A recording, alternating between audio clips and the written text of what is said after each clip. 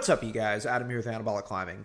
And today we're doing another tier list with steroids, but it's not about which steroids are best for climbing. It's which steroids are the worst and best on tendons. So if you guys like these kind of breakdowns on anabolics, tendons, and other deep dives in this channel, please do not forget to hit the like, subscribe, and alert. Helps the channel out tremendously. Drop a comment if there's another tier list or compound deep dive that you'd like to see. And without further ado, let's hop into yet another tier list that I feel like is mildly redundant, but there are some actual corrections over the previous one. So the whole purpose of this tier list is to go through which compound is healthy for tendons, neutral good, neutral bad, and stuff that's going to rip your tendons faster than Dorian Yates's dreams of 7 Mr. Olympias. Ultimately, what we want to do is figure out which stuff is going to rip us apart and what stuff has been demonized but is probably better for us than we think. And to keep things easy out of the gate, we're going to start with Anavar. What do we know about Anavar? DHT derivative positively impacts collagen synthesis. Currently being tested for rotator cuff healing. We know it upregulates collagen synthesis because it's good in burn victims. I believe it was FDA approved up until a couple of years ago when they pulled it off the shelves. Tolerable enough to give to women and children. Anabolic enthusiasts everywhere, present company included. Absolutely love it. Anavar is definitively great for tendons. At worst, it is positive good. At best, it is potentially protective. Does it increase strength acutely? Yes. Does that also come with the increase in collagen synthesis? Also yes. In the event that this compound ends up making it back into rotation for actual post-surgical care, that would be a huge feather in this cap of this compound, as well as also just being solidified as an S-tier anabolic agent, not just for strength, which it already is unquestionably, both because of how it upregulates strength and how mild it is, but also that it would be worth including in any injury recovery protocol. So for those reasons alone, Anavar S-tier, also my favorite oral. Next up, testosterone. So I could put test in a lot of different places. We are all aware of the fear-mongering of this channel. If you watch a lot of my content, you'll know how redundant this gets, because everyone likes to say, oh, you're more likely to get an Achilles tendon rupture, or, oh, you're more likely to get a trigger finger or tendinosynovitis. And when you look at the data, it just doesn't hold up, right? When we look at the TRT study that we talked about for folks tearing their Achilles injuries or Achilles tendons, it's a 24% increase, and I think it's something like an extra 122 cases per 100,000. It's really negligible. And when you begin to dig into the data deeper, it's like, okay, sure. You have folks that are getting more injuries or more energy, getting back on the basketball court, tearing something. It is what it is. And are folks that are training more often, more frequently, or more likely to get overuse injuries? Yeah. In my own personal experience, well, actually, before we get into that, right? Does testosterone increase mass? Yes. Does it increase energy? Sure. But it also drives up E2. And E2 is one of the building blocks of collagen synthesis to begin with. There is no mechanism by which testosterone on its own in physiological doses will destroy tendons. Otherwise, you would have folks with high physiological levels of testosterone just ripping tendons. It doesn't happen. And realistically speaking, I could also justify that by having less, how do I articulate this? By having less muscle wasting from having elevated levels of testosterone, it actually forces the muscles to engage more and takes a little bit of stress off of the tendons. I would argue it is slightly tendon protective, both because of its ability to upregulate collagen synthesis and assistance with muscle wasting. And for that, I'm going to throw testosterone in neutral good. It's not going to drive up collagen synthesis in the same way that Anavar will, but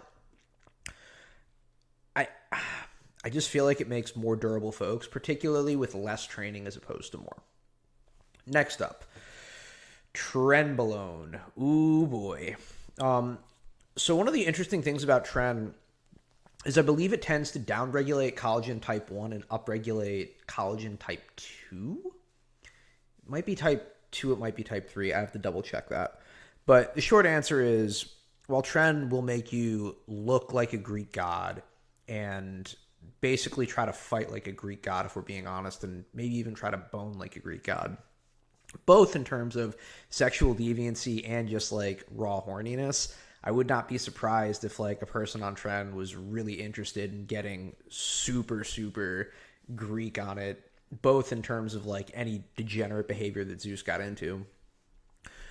The amount of anecdotal evidence from bodybuilders and just having issues with tendons, particularly pre-contest, is notable. This is one of those compounds that is just hell on tendons directly. And on top of that, with the neural side effects, I'm going to give this a rip tendies. You know, like anything else. Could you use a tool short term for like acute aggression? Sure. Are there safer tools available? Yes. I say all of that to say, I am an absolute Tren hater in the rock climbing community. You might run Tren, you might love Tren, and that's cool. I am an absolute Tren hater, and I don't mind saying that. Next up, something that I've actually had to shift perspectives on. I actually looked at the original steroid tier list that I made, and I stand by half my analysis and the other half I don't. So half my analysis, I said that nandrolone, for the side effects and how anabolic it is, it might not be worth running. And I still stand by that.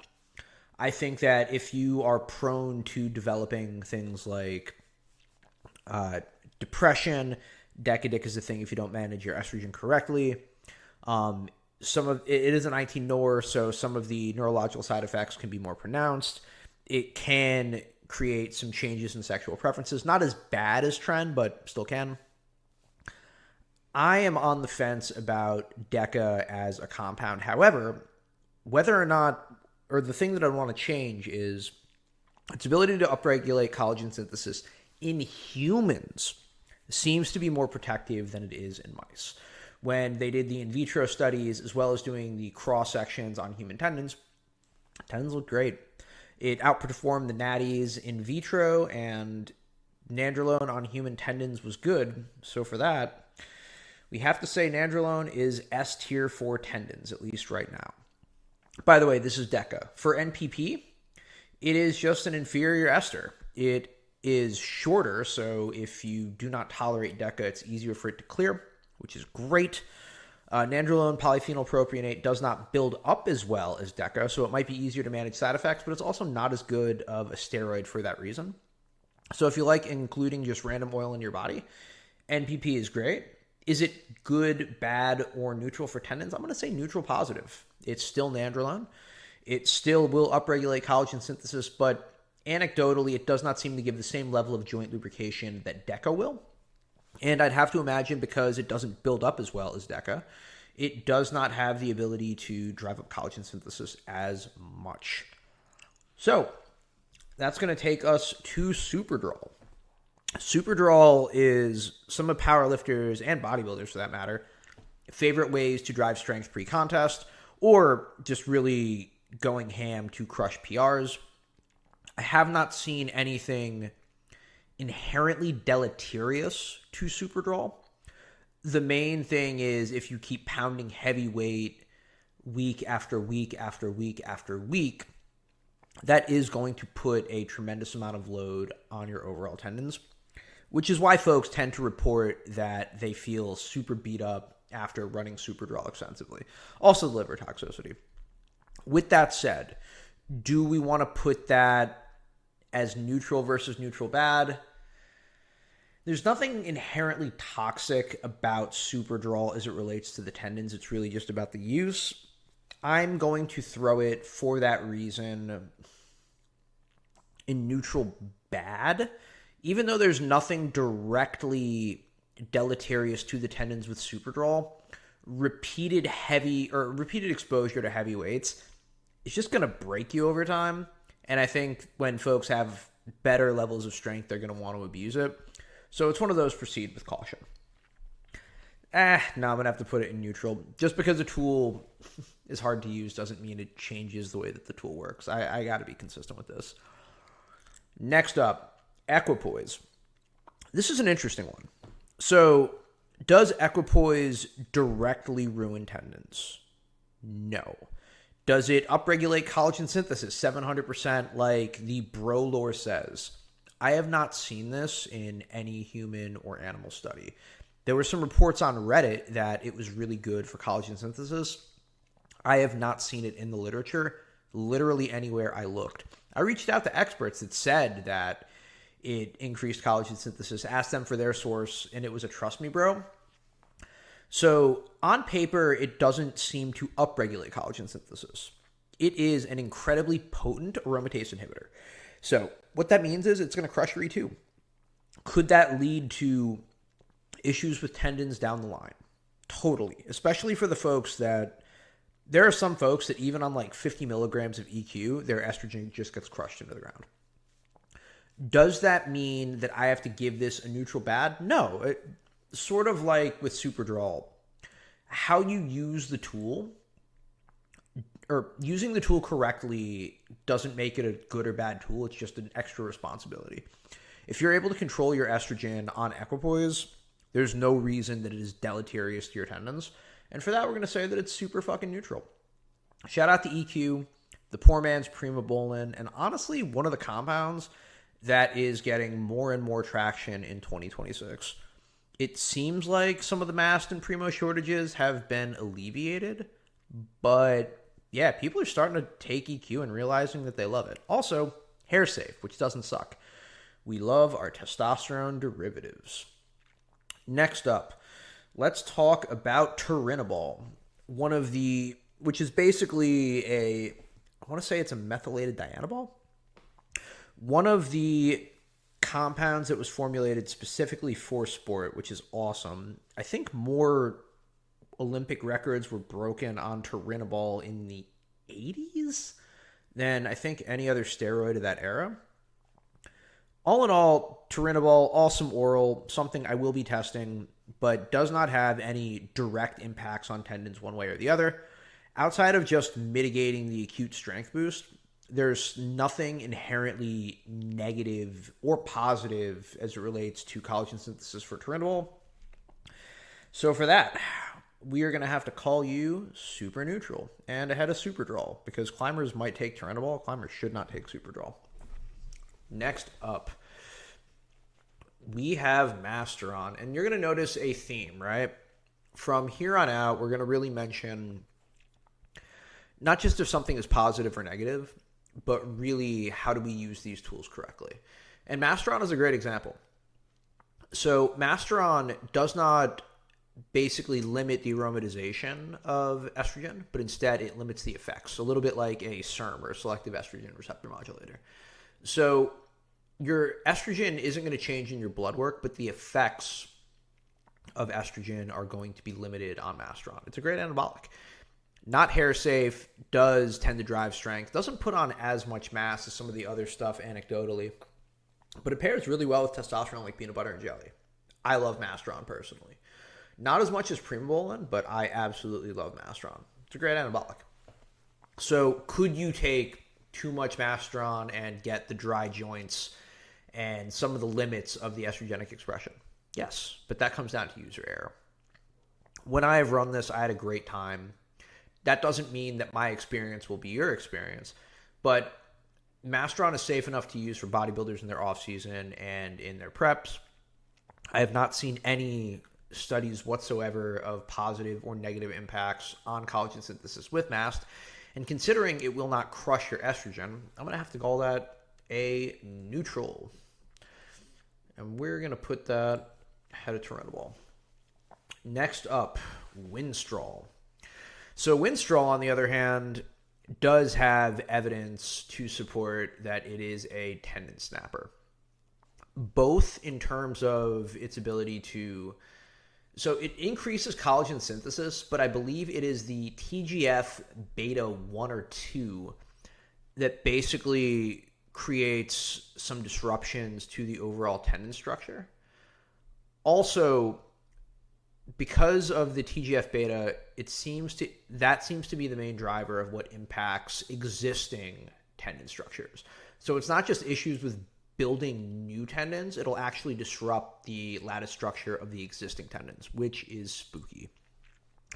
Dorian Yates basically crushed his E2, ran a bunch of Winstrol, and then started snapping, I want to say his tricep and his bicep. But yeah, usually it's the folks in bodybuilding that are crushing their E2, running Winstrol, and just getting snapped left, right, and center. Winstrol also tends to take a bunch of tendons from horses as well that are not running the same level of polypharmacy that you and I might be. All in all, this is one of those things that if run for too long puts you at an elevated risk of tendon rupture. Can it be run safely for a few weeks? Totally. Is it one of the better cosmetic agents along with Masteron? Yes. If you want to look crazy, Winstrol is a really strong choice. But will it snap your tendons? The answer is yes. Probably even more so than Tren. Next up, growth hormone. I don't really feel like I need to say much on this. Undisputed king of collagen synthesis, proven to help with wound injury, both for soft tissue and for tendons. Seems to have better tendon outcomes than any other anabolic. In some cases, might even be more protective when running other anabolics that are not great with tendon remodeling. GH plus load on the fingers or really any tendon that you're trying to build is the GOAT. I'm going to actually put this above Anavar because ain't nothing better on the tendies than our friend growth hormone. Shout out to you. Next up, anadrol. So anadrol, like its cousin superdrol, is not directly negative toward tendons on its own, but just sort of the repeated abuse of heavy work and driving heavy weight, potentially pushing your strength to above what its baseline is meant to be, is what seems to cause a lot of issues to joints and tendons. It's not really a fault of the tool. It's really just because of the additional push, it tends to put downstream pressure on the tendons. I'm actually going to update this. Just if everyone uses the tool this way, it's worth mentioning. I'm going to have to put this in neutral bad. Sorry for the pump fake on this one for those who were watching earlier. But if you're basically constantly running your strength at elevated levels that you can't adapt to, you're putting your tendons at overall risk. And, you know, what's the point of a strength phase if not for pushing the envelope in general? That's why I'm going to have to put this one in neutral bad, both anadrol and superdrol of its cousins. Which brings us to halo testing. Mike Tyson's favorite. I want to say, I don't think this was confirmed. It was rumored that JFK was running halo testing, which would explain the sexual appetite. God bless. But yeah, nothing really drives aggression quite like halo. Does this seem to be incredibly deleterious to tendons? No. Honestly, outside of check drops, I think that halo is probably the number one choice of orals for arm wrestlers. Shout out to them. So for that on its own, I'm going to have to put this in neutral right behind Turinabol. I have a bunch of halo that needs to be used at some point or another, and I will let you know if this is a thing that is helpful or not to the tendies. But yeah, for driving acute strength and aggression, it's a really potent choice, man. And I know that there are 3 other things on this list, but oh wait, no, I don't think I mentioned. No, I did put test up there. Okay, cool. The last thing that I want to mention is going to be primobolan. So another one of those injectable aromatase inhibitors, also pretty potent anabolic, and a lot of the pitfalls that you'll see for primobolan are kind of similar to the pitfalls that you would see of equipoise because they're very, very similar compounds. Not structurally, but in terms of the way that they behave. Both crush estrogen, both are additionally androgenic and anabolic, both pair really well with testosterone. You wouldn't want to run either on its own. All in all, the same pitfalls, and also you could substitute EQ for Primo or vice versa. The only difference is Primo is a faster ester, being in an enanthate versus equipoise, which I want to say is an undecanoate, basically a 20 or 25-day half-life, so it takes a much longer time to saturate. But yeah, the same issues that you'd see in equipoise are the same things that you'd see in primo. Really good at crushing E2, so much so that you could crush it too much. But as long as you're managing that, the tool doesn't seem to be inherently problematic to the tendons themselves. For that reason, we're going to have to call this guy in neutral right ahead of Mastrom. So, if you guys enjoyed that 20-minute breakdown on raw anabolics, that is basically the coverage of how each one of them impacts tendons. Could we go into like more niche stuff? Sure. But at that point, you're way off the beaten path. And yeah, you could run Ment, or you could run, I don't know, some other random designer. Like you could, like I think Dianabol might be helpful for tendons. I don't know why you'd run it as a rock climber. It seems kind of odd to me. But you know, we could get niche with it, but the short answer is this is a pretty good list of what is going to be helpful to the tendons from anabolics versus definitively hurtful, versus just stuff that you're probably going to run if you run anabolics anyway, either to pair with your testosterone or to pair with your GH or what have you. In general, should you do steroids without testosterone? Absolutely fucking not. That includes Anavar. I have videos on why I think Anavar-only cycles are dumb. Or oral-only cycles are just dumb in general. But the short answer is, you know, most anabolics are not nearly as bad for your tendons as the rock climbing community seems to think they are, with the exception of Trenbolone and Winstrol, which don't fucking do them. Sure, I know rock climbers that enjoy both of them. Do I think that that's a good idea? No, but you're on my channel. That's why I'm saying this. These are my opinions. Could you use these compounds against Adam's advice? Yeah, totally. It's your body. I'm not your dad. But there's a reason why I gravitate more toward the safer / neutral compounds and tend to steer clear of some of the more toxic ones. Both because I'm an older dude that's worried about health, and also, you know, this is a 2-year project to get me from point A to point B. I don't really have the patience for an injury to be out for months at a clip. Anyway, that's going to be the steroid tendon tier list. I am Adam with Anabolic Climbing. If you stuck around this far, then you're a really fucking huge nerd and you're into this stuff. You should hop in our Discord, where you could join 40 savages ranging from V12 climbers to arm wrestlers to powerlifters and yours truly. We hang out, we talk about our experiments, we encourage good style and good safety, and yeah, we'd be more than happy to have you join us. Anyway, I appreciate you guys so much. Thank you so much to all of the new members that have joined the channel. It means the world. We're growing really fast, man. Getting real close to 500. So anyway, I appreciate you guys tremendously. Good luck. Stay safe out there and happy sending. I will see you in the next one.